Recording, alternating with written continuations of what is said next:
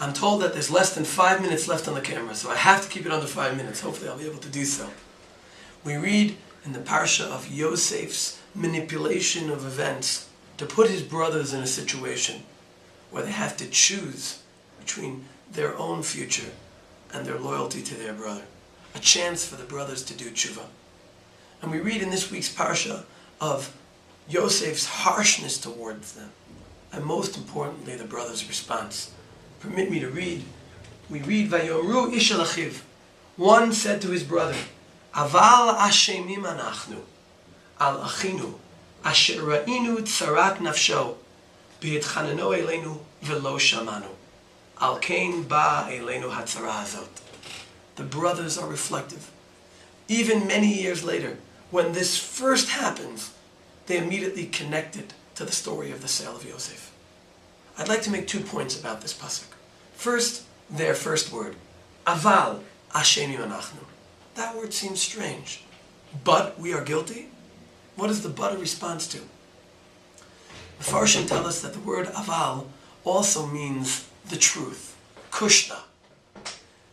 Any reversal, any but, also has a certain recognition of truth to it. A person has been living with whatever assumptions they've been living with. And now something causes them to reconsider.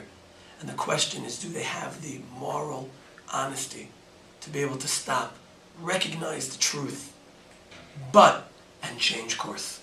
And this is, of course, what we say in our own vidui. Aval anachnu ba'avotenu chatanu.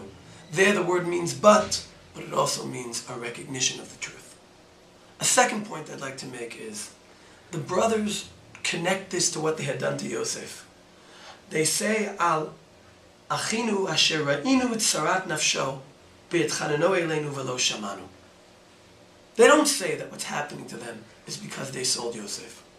They say what's happening to them is because they were insensitive to Yosef. Our brother was pleading with us, and we ignored his cries. As the Torah tells us, Yosef is in the pit without water, and the brothers sit down to eat.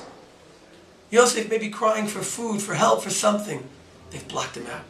They've demonized him. He's the other. And when we do that, that is the step that can lead to us doing the worst things to each other.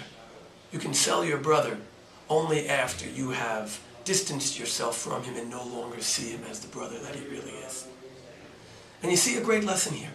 The brothers had whatever justification they concocted in their minds for selling Yosef. But they were able to stop and say we were mistaken. And they were saying that even if we had a justification, to be so insensitive that our brother cries and we can ignore him is a problem in and of itself. Whatever our justification was for selling Yosef, that's a separate point. When we heard him cry, we should have cried with him.